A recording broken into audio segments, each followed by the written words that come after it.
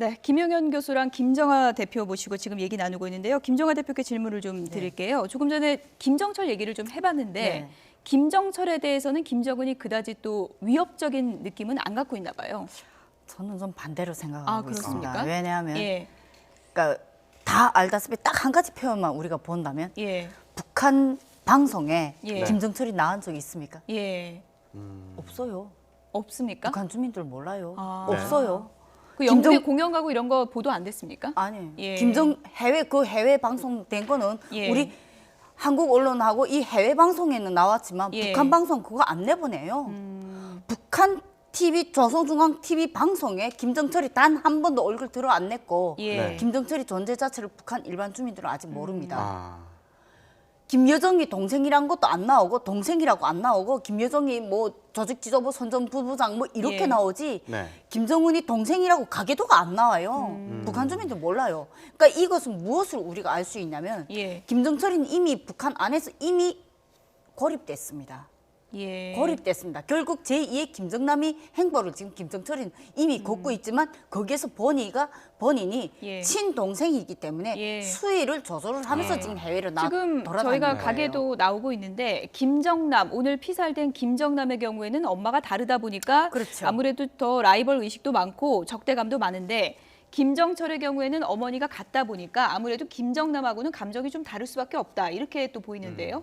그렇습니다. 이제 김정철과 김정은의 관계 또 김여정까지 포함한 이 세 자매의 관계, 세 남매죠. 이 관계는 굉장히 긴밀하다 이렇게 볼 수 있습니다. 물론 김정하 대표 말씀처럼 이들이 공식적으로 북한의 세 남매다 이렇게 언론에 공개되거나 이렇지는 않습니다. 왜 그런 건가요? 왜냐하면 이제 북한 내부에서 김정일 위원장의 자녀들이 지금 이제 배가 다른 자녀들이 또 있고 또 김정일 위원장의 자녀들이 등장한다는 것은 결국 북한이 그 세습 체제로 가고 있다 이런 것들을 역설적으로 보여주는 것들이기 때문에 그러한 것은 북한에서도 백두혈통을 강조하지만 그러나 이것이 김정일 위원장의 자녀들이 다 정치 일선에 나서서 뭔가를 하고 있다 이런 모습은 굉장히 대외적으로 봤을 때도 그렇고 내부적으로도 상당히 불편한 것이고 그게 안 좋게 보인다는 건 알고 있는 거군요. 그렇습니다. 또 하나는 김정은에게 모든 권력이 집중된 체제가 북한이고 우리가 흔히 유일 권력 체제라고 이야기를 합니다. 그런 체제에서 형제들이 계속 이렇게 등장하고 이런 것들은 결국 김정은 체제에 집중된 권력들을 약화시킨다 이런 차원에서 그렇게 여러 형제들이 나타나는 모습은 자제하고 있다 이렇게 봐야 되고 김여정이 나오고 있는 것은 좀 특수한 부분이다라고 봐야 됩니다. 과거에도 보면 김정일 시대에도 김경희가 그 권력의 전면에 나섰었습니다. 그렇지만 김경희가 그 당 경공업 부장으로서 행보를 했지만 그렇게 언론에 막 자주 노출되거나 이러지도 않았었습니다. 그렇게 보면 김여정의 존재는 결국 오빠를 전방위적으로 좀 보좌하는 그런 최측근 인사가 분명히 필요한 것이고 그런 인물을 이설주가하기에는 굉장히 또 부담이 있기 때문에 여동생이 나서서 그런 역할을 하는 뭐 그런 걸로 우리가 북한의 어떤 권력 구도를 좀 봐야 될 것 같습니다. 여기에 한 가지 우리가 좀 구체적으로 알아야 될 부분이 있는데 여기에서 왜 김정일이 자녀들인 김정은의 형제 문제는 왜 이렇게 복잡하고 김정일의 형제 문제는 김일성이 문제잖아요. 김일성이 부인이 김정숙이 아들과 딸이 바로 김정일이하고 김경희입니다. 근데 그것은 북한 주민들이 교과서부터 다 알아요. 근데 김일성이가 다시 재혼을 한 이유는 김정숙이가 죽었기 때문에 김성애를 다시 재혼했습니다. 엄연하게 합법적인 결혼이었고 전 부인이 죽어서 다시 재혼을 한 거예요. 북한 주민들한테는 그것이 먹혔습니다. 너무나 당연한 결과이기 때문에 뭐 생리적으로 사람이 살아가는 데서 가장 이해가 가능하잖아요. 근데 김정일은 애초에 결혼 자체를 공개를 못했어요. 성애림이부터 이 부적절한 관계부터 시작이 됐으니까요. 여기서부터 아킬레스가 시작이 됐다는 겁니다. 그러니까 여기서부터 아킬레스가 시작이 되면서 여기에서 김일성이 자녀에서 김정일이하고 김경희도 있었지만 김평일이도 있었잖아요. 그 형제들도. 예. 그 이북 형제들 북한에 다 공개됐습니다. 예. 네. 북한 주민들 다 알고 있었어요. 예. 그리고 김평일이가 김일성이를 많이 닮았다는 이런 얘기도 많이 했고요. 예. 그러니까 그것은 그 결혼 관계가 너무나도 합법적이기 때문에 분명한 거고 예. 김정일이 자체는 그 자녀들을 공개를 못하는 이유가 예. 김정일이 자체가 결혼 생활이 공식적이지 못하고 불법적으로 좀 부도덕적으로 시작이 됐기 때문에 그 자녀들을 다 공개 못하는 이러한 예. 비극적인 문제가 되는 거죠. 우리 예. 교과서에 보면 김경희 동지, 김정일 동지 이게 분명히 다 나옵니다. 그러면 예. 지금 저희가 가계도를 보여드렸는데 굉장히 복잡한 가계도를 보고 계시거든요. 그렇죠. 북한 주민들이 알고 있는 가계도와는 어떻게 다릅니까? 북한 주민들이 알고 있는 가계도는 김일성과 김정숙이 그리고 김정일, 김경희까지입니다. 성혜린부터 김경수, 고영희, 김옥 하나도 모르고요. 김정남, 김정철, 김정은이는 지금 대통령으로 올라섰으니까 후계자로 올라섰으니까 아는 거고 예. 김여정이가 친동생이라는 것도 북한 교과서에 그 어디에도 없습니다. 예. 김정은이 엄마가 누구라는 것도 그 어디에도 없고요. 예. 네. 그것이 가장 큰 문제점이라는 거죠. 그것이 바로 북한 주민들을 흔들어 놓는 예. 가장 큰 핵심적인 문제라는 어쨌든 겁니다. 북한 주민들은 잘 모르고 있는 가계도라고 하지만 일종의 형제난이 벌어진 거 아니겠습니까? 이 그렇죠. 형제난에서 김정은이 최종적으로 승기를 잡았다는 얘기인데 김정은이 최종적으로 승기를 잡던 배경은 어떻게 볼 수 있을까요? 김정은이가 최종적으로 승기 잡은 배경 문제는 예. 일단은 형제들 중에서 그러니까 김정철이 같은 경우에는 아까 김동연 교수님이 말씀하다시피 권력에 대한 이런 정치에 대한 나는 생각이 없다. 예. 이렇게 말한 부분도 있고 본인이 거기에서 마음이 아예 떠나간 부분이 있습니다. 근데 김정은이 같은 경우에는 어려서부터 뭐 조금 배짱도 있고 좀 그러한 표현을 좀 많이 했다고 해요. 그리고 그 일본 그 요리사 그분 있죠. 이름이 갑자기 생각 안 나는데. 예, 그러니까 그분도 그때 그 전에 증언한 적이 있지 않습니까? 예. 김정은이는 고집이 상당히 세더라. 예, 그리고 상당히 질투심이 나고 뭔가는 했을 때 자기가 반드시 이겨야 된다는 예. 그러한 증언도 했을 때 봤을 때 어려서부터 그러한 기질이 좀 남아 있었다는 걸 보여줬겠죠. 예, 후지모토 겐지죠, 요리사님. 네네, 후지모토 맞아요. 겐지인데 네. 후지모토 겐지 요리사가 김정은의 특징을 뭐 가장 많이 언론에 대외적으로 네네. 얘기한 사람이 아닌가 싶은데요. 그렇습니다. 예. 후지모토 겐지는 이제 김정일 위원장의 요리사였고 예. 일본인으로서 오랫동안 그 북한 권력 핵심부에 있는 김정일 위원장 가계의 여러 가지 모습들을 봤던 사람입니다. 예. 그렇기 때문에 그가 그 인물평을 할 수 있는 사람이다 이렇게 예. 이야기를 할 수 있습니다. 네. 우리가 이제 주목해야 되는 것은 김정은이 권력을 잡게 된 결정적인 부분들은 역시 그 가장 큰 형인 김정남이 해외로 겉돌고 또 자신의 그 역할을 제대로 찾지 못하는 뭐 이런 과정에서 김정남이 그 김정일 위원장이 눈밖에 나게 되고 또 김정철 같은 경우는 그 굉장히 순한 이미지의 사람이고 또 김정철이 권력에 대해서 그렇게 크게 관심이 없는 약간 예. 예술가적 기질이 좀 있는 사람이고 근데 김정은은 막내지만 권력 의지가 굉장히 강하고 정치적 욕심도 많고 이런 사람이기 때문에 오히려 그 막내를 키워서 막내가 대를 잇게 만드는 예. 그것이 오히려 바람직하다. 이것이 김정일 위원장의 생각이었을 수 있고 예. 또 그 과정에서 그 최고 지도부 내에 그 여러 인물들이 김정은 쪽으로 좀 정리하는 예. 네. 이런 과정들 속에서 김정은으로 갔다 이렇게 봐야 될 것 같습니다. 예. 네, 지금 김정남 눈밖에 난 얘기를 하셨는데 김정남이 눈밖에 난 게 일본에 미립국을 시도하다가 적발이 되면서 눈밖에 났다 이렇게 얘기를 하더라고요. 애초에 일본에는 왜 가려고 한 겁니까? 김정남이는 원래 해외 쪽으로 많이 그러니까 어려서부터 해외에 나가서 살았잖아요. 그렇기 때문에 해외에서 많이 도는데 거기에서 엄마를 일찍이 잃은 거기서부터 결국 상처를 많이 받아가지고 본인이 예. 많이 겉돌한 그런 부분이 있습니다. 그거를 뭐 아버지가 어느 정도 잡아준다. 이것이 예. 한계가 있잖아요. 네. 엄마 잃은 자식이기 때문에. 예. 그러니까 그런 부분에서 본인이 많이 돌았을 가능성이 예. 있지만 일본 같은 경우에는 조총련이 있습니다. 그래서 일본과 중국은 북한하고 이 내부 결속 이 거리가 분명히 있습니다. 예. 네. 그러한 거리로 해서 일본에 자주 저청년으로 해서 자주 드나들지 않았을까 그렇게 보여집니다. 예. 네. 이번 김정남 피살은 독침 테러로 알려지고 있는데요. 김정은의 이복형 김정남이 독침을 맞고 피살됐다는 소식이 전해지면서 지난 2011년 국내에서 독침 테러를 시도하다 붙잡힌 간첩 사건이 다시 한번 주목을 받고 있습니다. 네, 당시에 보수단체 대표를 독살하려다가 붙잡힌 건데 당시 검찰과 국정원은 간첩이 갖고 있던 독침과 독총의 시연 장면을 이례적으로 공개했습니다. 이대건 기자입니다. 손전등을 개조한 독총입니다. 탄두에 독약이 들어있는데 독성은 청산가리의 5배입니다. 유효사거리 10m로 얇은 관역판 정도는 가볍게 뚫을 수 있습니다.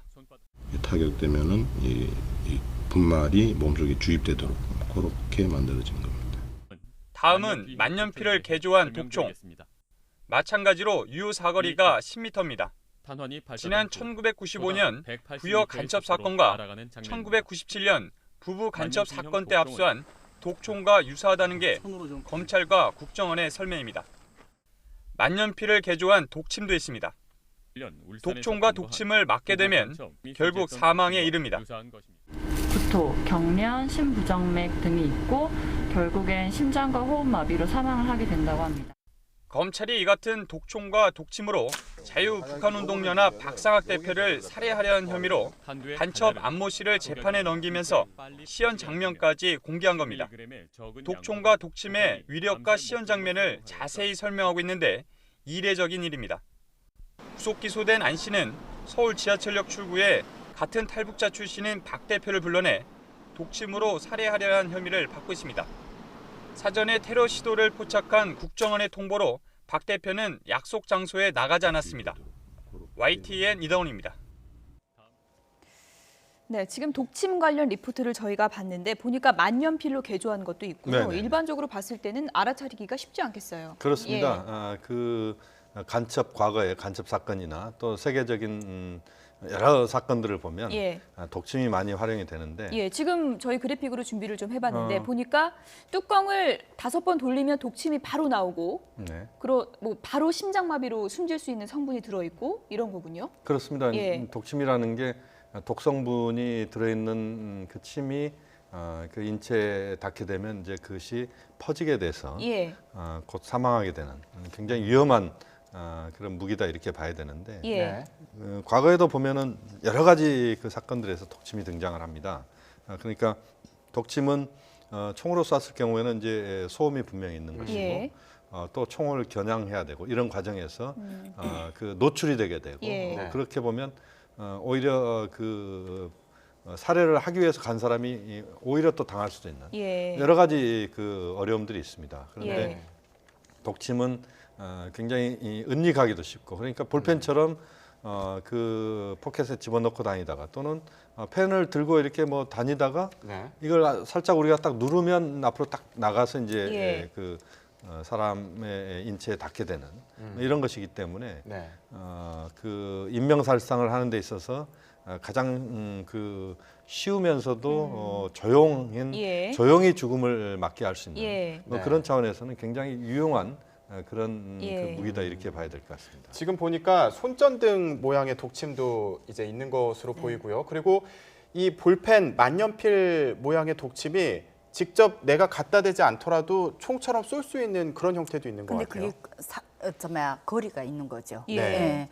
거리가 있기 때문에 어느 정도 거리 너무 먼 거리는 안 되고 네. 어디까지 침이 발사되잖아요. 그렇기 네. 때문에 너무 먼 거리는 안 되고 일정한 거리에서 직접 옆으로 예. 내가 딱 부딪히지 않고 요 사이에 누군가가 예. 있어도 유효 사거리가 이짝, 10m라고 나오네요. 예. 그러니까 예. 이짝 옆에서 우회적으로 훌 쏘고 예. 나는 이쪽으로 빠져가도 네. 모른다는 거죠. 그러니까 이러한 어떠한 직접 상대 암살자하고 피해자하고 직접 마주 서지 않아도 충분히 예. 살해가 가능한 그런 예. 무기라고. 저희 이 보도 내용 보니까 지난 그 사건 때도 이 독침 그 시도였었는데 지하철역으로 불러냈다고 합니다. 이번에 공항과 좀 겹치는 부분도 분명히 있는 것 같은데요. 예.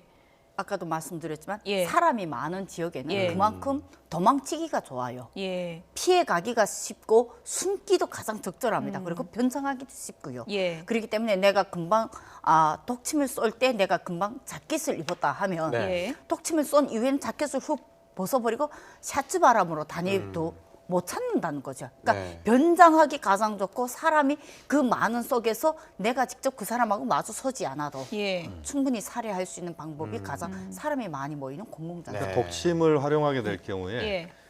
가장 가까운 거리에서 사람을 죽일 수 있는 것이죠.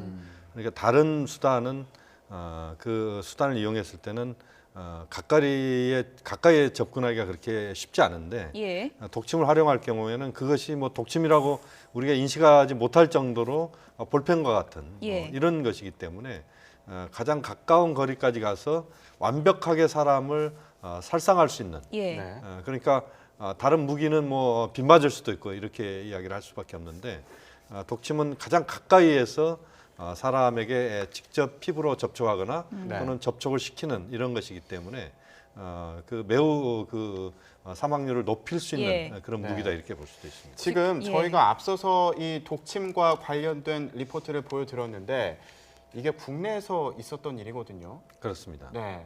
지금 국내에서도 이런 식으로 활동하는 뭐 네네. 공작원들이 좀 드러나는 사례 혹은 뭐 집계되는 통계 같은 것들이 있습니까? 지금 집계되는 통계가 명확하지는 않습니다. 이제 과거의 냉전 시대 때는 북한이 직접 난파 간첩들을 침투를 시켜서 여러 가지 우리의 이제 그 중요한 시설들을 파괴한다거나 또는 뭐 중요한 인물들에 대해서 정보를 수집한다거나 이런 것들을 했는데 지금은 이제 워낙 인터넷이 발달돼 있고 모든 정보들이 거의 뭐 노출되다시피 하는 그런 과정이어서 예. 그것이 과거보다 많아졌다 이렇게 보기는 어려울 것 같습니다. 다만 지금도 여전히 북한으로서는 이제 중요한 그 자신들의 정보들을 취합하는 이런 과정 속에서 인터넷이나 이런 것도 활용하지만 또 그 휴민트라고 그래서 직접 사람이 가서 뭔가 정보를 빼오거나 또는 사람을 접촉하거나 이럴 가능성은 여전히 남아있다 그렇게 본다면 예. 지금 뭐 국내에서도 그 북한의 공작원이 독침으로 누구를 살해할 수 있다라고 하는 그런 가정은 현실화될 수는 있다 이렇게 말씀드릴 수 있겠습니다. 예. 네. 지금 뭐 배경을 놓고 이런저런 얘기가 나오고 있는데 일각에서는 또 김정남이 김정은의 소환 명령에 불응해서 이렇게 된 것이다라는 또 얘기도 나오고 있는 것 같아요. 소환 명령에 불응해서 그렇게 됐을 가능성도 배제는 못하죠. 예. 왜냐하면 근데 그 소환을 한다고 해서 김정남이가 쉽게 들어갈까요? 그러니까 지금까지 해외 생활을 예. 또 돌아다녔기 때문에 북한 탈북자들도 탈북자 중에 일부 재입국하는 사람들도 있지만 그 사람들은 어떠한 가족 인질이나 이러한 특이한 상황 때문에 재입국한 예. 걸로 알고 있습니다. 네. 그러니까 자유의 맛을 모르던 사람은 애초에 그 밖에서 나오는 것이 뭐 힘들겠지만 예. 자유의 맛을 들였던 사람은 그 안에 들어가면 숨 막혀서 못 살아요. 예. 네. 그리고 태영호 공사님도 그런 문제 때문에 예. 자녀의 앞길 때문에 결국 예. 들어오지 않았습니까? 근데 더군다나 들어올 때 김한솔 군을 함께 데리고 들어오라. 이 부분이 가장 김정남이 거부감을 예. 만들게 하는 조항이 아니었을까. 김정은이 네. 소환을 하려고 했다면 왜 그랬을까요? 철저한 감시를 하려고 했던 걸까요? 아마 예. 그 김정남의 해외에서의 발언들이 예. 김정은 위원장에게 상당히 아프게 했을 가능성도 있다고 예. 봅니다. 3대 세습 반대한다 그렇습니다. 뭐 이런 말들이죠. 세습 반대에 대한 예. 이야기도 했었고 또 개혁 개방을 해야 되지 않냐 이런 이야기도 했었고 여러 가지 김정은 위원장 입장에서는 자신의 그 통치에 있어서 예. 그것을 굉장히 어렵게 만드는 그런 요소로 인식했을 가능성이 있다. 예. 그렇게 본다면 김정남의 존재가 외국에서 겉돌면서 자신을 공격하는 이런 식의 행보보다는 예. 오히려 국내에 들어오게 해서 그 뭐 예를 들면 김일성 주석의 동생인 김영주가 지금 주울 온천이라고 하는 예. 북한에서 굉장히 중요한 그 온천인데요. 그 온천에서 거의 유폐되다시피 해서 오랫동안 지금 생활하고 있습니다. 그런 비슷하게 김정은 입장에서는 김정남도 국내에 들어오게 해서 어떤 특정 시설이랄지 이런 데서 생활하게 한달지 또는 북한 내에 들어와서 정치적 활동을 하지 못하게 하면서 일상적인 생활을 하게 하고 그것을 감시하는 네. 이런 정도로 좀 더 국내에 놓고 있으면 마음이 좀 편할 수도 있는 예. 그런 차원에서 네. 김정남이 북한에 들어오게 할 그런 개연성이 있다고 봅니다. 지금 김정남의 아들 김한솔의 얘기도 저희가 조금 해봤는데 해외 언론과의 인터뷰에서 삼촌이 왜 독재자가 됐는지 모르겠다 이런 발언을 또 했습니다. 삼촌을 한 번도 본 적도 없다 이렇게도 얘기를 했거든요. 이런 부분이 아무래도 뭐 소환을 할 때 영향을 미치지 않았을까 싶기도 한데요. 네, 그런 부분도 있겠죠. 그런데 김한솔 군이 그렇게 발언한 데에는 김정은이가 해외 유학 시절을 겪어보지 않은 사람이란 모르겠는데 해외 유학 시절을 겪어본 사람인데 왜 독재자가 됐을까? 이런 의미가 아니었나 그렇게 생각됩니다. 네. 그러니까 자기도 해외 생활을 해보면서 왜 북한 안에 북한 안에 뭐가 문제점인지 왜 그걸 모르냐. 예. 거기에 영도자까지 됐으면 후계자까지 됐으면 이제는 한 나라를 책임진 대통령인데 그게 문제점 본인이 누구보다도 해외 유학 생활을 했기 때문에 더 잘 알겠는데 네. 왜 독재자가 됐는가 이런 의미였거든요. 한솔군은. 네. 근데 그런 부분이 김정은한테는 더 자극적으로 미쳐지고 소위 어릴 때에는 해외에 그래도 나름대로 다니면서 해외 바람을 쏘였는데 예. 독재자가 되고 나니까 지금 오히려 국내 안에서만 또 너는 예. 비행기를 타도 국내 안에서만 타고 돌아다니는 예. 그런 소위 소왕국의 놀이밖에 못하니까 본인은 더 트라우마가 네. 깊지 않았을까. 그래서 오히려 김정남 부자가 더 눈에 났을 예. 수도 있습니다. 지금은 뭐 여러 가지 가능성을 따져보는 그런 지금 그렇습니다. 상황이니까요. 네네. 김정은의 지시다라고 이제 추정은 되는데 가능성도 높고요. 김정은의 지시가 아닐 가능성도 있지 않겠습니까? 그렇다면 어떤 가능성을 생각해 볼 수 있을까요? 만약에 김정은의 지시가 아니다라면 예. 이렇게 가정해 볼 수 있습니다. 김정은 체제가 지금 상당히 그 개인 숭배가 지금 강화되고 있는 예. 상황이고 또 김정은 위원장에 대한 충성을 여러 가지 차원에서 지금 끌어내게 하는 예. 그런 상황들이 지속적으로 지금 북한 내부 정치에서 이루어지고 있습니다. 예. 이 과정에서 김정은에 대한 충성 경쟁, 그러니까 정찰총국이나 또는 뭐 북한의 보위부를 할지 예. 뭐 이런 쪽에서 김정은에 대한 충성을 경쟁하는 이런 과정에서 누가 어떤 조직이 그런 행동을 했을 가능성. 다시 말씀드리면 김정은 체제가 지금 집권 6년 차를 맞이하고 있는 지금 시점에서 김정은에 대해서 충성을 다해서 자신들이 뭔가 그 권력의 핵심에 진입하고 싶어하거나 또는 지금 과정에서 보면 김정은 체제가 여러 개인이나 집단들에게 충성을 끌어내게 하는 예. 그런 상황들을 지금 많이 만들고 있는 상황이기 예. 때문에 거기에 부합하는 행동을 예. 누군가 또는 어떤 집단이 했을 가능성도 예. 있다. 그렇게 말씀드릴 수 있습니다. 대표님은 어떻게 보세요? 저는 어떠한 충성 경쟁보다도 예. 태영호 공사님이 이번에 오셔서 입증해 주신 당중앙청사 3층 비서실, 예. 당중앙 조직 지도부의 예. 지시 아닐까. 만약 김정은 본인이 직접 내린 지시가 아니라면 예. 그러니까 장성택이 처형됐을 때 우리 한번 돌아보게 되면 어떤 현상을 볼 수 있냐면 처형돼서 그 다음엔가 무슨 회의 있을 때 김정은이가 나왔을 때 자세가 상당히 흐트러진 자세로 나왔습니다. 예. 그것을 그때 보고 많은 언론들이 고모부 죽이고 트라우마 때문에 술 먹고 해외에 나왔나? 예. 그러니까 이렇게 했던 경우가 있었어요. 그러니까 이번의 문제도 한 번 페루나로 낙인 찍였는데 예. 또 다시 페루나로 낙인 찍인다? 정말 쉽지 않은 결정이거든요. 정말 미치지 않고서는 예. 이것이 정말 김정은이 지시 아니라면 예. 당중앙 조직부에 김정은도 감히 움직일 수 없는 예. 그러한 실세들, 예. 그 실세들이 소위 김정은을 지키기 위해서 내린 지시가 아닐까. 그러나 아까도 분명히 말씀드렸지만 정찰총국이나 예. 네. 이런 데서 개인적인 충성 경쟁으로 예. 김정남이를 감히 죽인다. 직격이기 때문에 그거는 예. 김부자 신체제로 예. 들어가는 것이 바로 북한이기 때문에 예. 그것만큼은 정말 쉽지 예. 않을 거다. 그러니까 조금 전에 이렇게 태영호 판단하고 공사 얘기도 있습니다. 네네. 하셨지만 태영호 공사 탈북에서 이제 엘리트층까지 무너지고 있다. 그렇죠. 그래서 일각에서는 북한이 오래 가겠냐 이런 네. 얘기가 심심치 않게 나오고 있는 게 사실입니다. 네. 실제로 북한 주민들은 어떤 느낌일까요? 김정일 때보다 나아졌다 아니면 불안하다 어떤 느낌을 갖고 있을까요? 김정일 때보다 나아졌다 불안하다를 떠나서 예. 그러니까 북한의 고난의 행군을 90년대에서 겪으면서 죽을 놈은 이미 그때 다 죽었다고 말합니다. 예. 살 놈들은 뭐 똑똑한 놈들은 다 튀어나갔다고 말하고요. 예. 그러니까 실제 함경남도와 함경북도 주민 실태 조사를 얼마 전 최근에 2, 3년 안에 아마 했다고 하는데 북한에서 예. 실종 인원수가 30만 명이라고 합니다. 예. 함경남도, 함경북도만. 예. 그러니까 국경 근처잖아요. 가장 빨리 나올 수가 있는 것이니까. 예. 그러니까 그런 것을 놓고 봤을 때 죽을 놈은 이미 다 죽고 나갈 놈도 이미 다 나갔고 그 안에 남아있는 사람들은 오히려 안정적이다.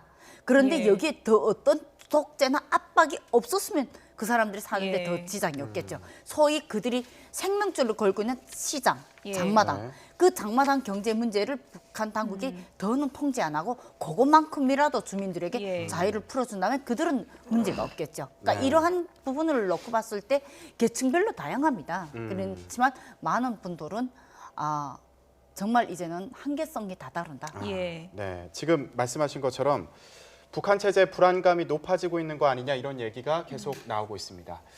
그래서 지금 중국의 반응이 궁금한데 아직 네네. 뭐 명확히 전해지고 있지는 않습니다만은 네네. 이번에 북한이 미사일 시험 발사했을 때에도 중국 같은 경우에 유엔 안보리의 그 언론 성명에 또 참여를 했거든요. 그렇습니다. 이전과는 좀 다른 반응인데 네네. 지금과 같은 상황 어떤 반응을 보일 거라고 전망할 수 있을까요? 중국 입장에서는 김정남의 사망에 대해서 아마 공식적으로 북한을 비판하거나 이런 쪽으로 그 성명을 내놓지는 못할 겁니다.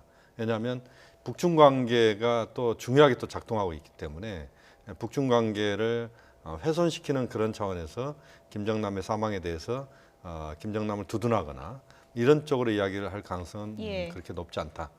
다만 이제 아마 비공식적으로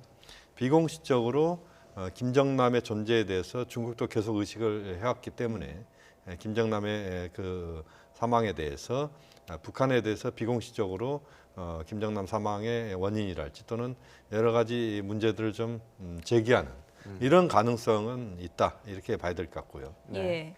또 하나 우리가 주목해야 되는 부분은 아까도 그 이야기가 있었습니다만 김정남이 중국에서도 좀 생활을 했었고 그렇지만 이제 중국에 생활하지 못하고 동남아 쪽으로 이제 빙빙 도는 예. 이런 모습을 보였다는 것은 결국 중국으로서도 김정남의 존재감이 한편으로 의식되지만 또 김정남이 상당히 좀 부담스러운 존재였다 이렇게 볼 수도 있습니다. 예. 왜냐하면 김정은 체제가 지금 이제 안착을 해가는 이런 과정에서 김정남을 싸고 돌 경우에 끼고 돌 경우에 김정은이 중국에 대해서 가질 여러 가지 또 불편한 예. 심정들이 있을 수 있기 때문에 오히려 김정남을 그 중국에서 좀 나가게 하는 예. 이런 측면. 그렇게 보면 중국은 김정남에 대해서 아마 애증이 있을 것이고 예. 또 김정은에 대해서도 역시 적극적으로 김정남의 죽음에 대해서 예. 이야기를 하기 어려운 그런 예. 묘한 상황에 예. 중국이 빠져 있다 이렇게 말씀드릴 예. 수 있습니다. 김정남이 김정은 지시로 피살된 게 맞다면 네네. 일단 미사일 발사 김정일 생일 즈음에 했고요. 그리고 네네. 이제 김정남이 피살됐고 이렇게 되면 네. 김일성 생일이 4월 15일이지 않습니까? 그렇습니다. 김일성 생일 즈음에는 ICBM 발사하는 게 아니냐, 도발 네네. 강도가 높아지는 게 아니냐 이런 전망도 나오고 있습니다. 지금 이제 북한에서 일련의 행보를 지금까지 보면은 예. 그 트럼프 정부 출범 이후에 조용히 있다가 지금 이제 뭔가 행동으로 나서는 예. 이런 모습을 보고 있고 이것이 이제 뭐 우연의 일치는 모르겠습니다만 북한이 미사일 발사하자마자 김정남이 사망하고 또 바로 지금 이제 곧 그 김정일 위원장의 생일이고 예. 또 이어서 이제 4월달에 또 정치 일정들이 그렇게 있는데 그런 북한이 만약에 트럼프 정부가 대북 정책에 있어서 압박 정책으로 완벽하게 정리해서 북한을 강하게 압박한다. 예. 예를 들면 이번에 이제 키리졸브 훈련이 곧 있는데 그 과정에서 북한을 군사적으로 압박하는 그런 행보를 보인다. 이런 정도로 그 북한이 인식하게 된다면 ICBM 발사도 가능하다 이렇게 봐야 됩니다. 예. 다만 ICBM 발사를 한다는 것은 결국 북한이 기술적으로 ICBM 발사의 성공을 전제로 할 때 ICBM의 성과는 있다고 봐야 되거든요. 역으로 말하면 만약에 이번에 ICBM 발사를 4월 달에 만약에 예. 가정을 해서 한다고 할 때 예. 만약에 그것이 실패로 끝난다. 네. 예를 들어서 대기권으로 ICBM이 진입할 때 폭발하거나 또는 탄착 지점을 제대로 형성하지 못한다 이럴 때는 그 카드를 또 잃어버리는 결과가 되거든요. 예. 그렇게 보면 북한으로서는 ICBM 카드는 상당히 신중하게 쓸 가능성이 높고 예. 오히려 그 중간에 무수단급 미사일이나 이번에 이제 북한이 북극성 2호라고 하는 이름을 붙였습니다만 예. 이번 미사일 발사를 다시 한번 한달지 또는 잠수함 탄도 미사일 발사 SLBM을 예. 다시 하는 이런 것들을 통해서 북한이 미국에 밀리지 않겠다는 것을 예. 좀 꾸준히 보여주면서 결정적인 상황에서 ICBM 발사를 하는 예. 그렇게 본다면 ICBM 발사는 좀 더 북한이 신중하게 접근할 가능성이 현재는 높다고 봅니다. 예. 네. 김정남 피살 사건 짚어봤습니다. 두 분 긴 시간 함께해 주셔서 감사합니다. 김영은 동국대 북한학과 교수 그리고 김정아 통일맘 연합대표 두 분이었습니다. 고맙습니다.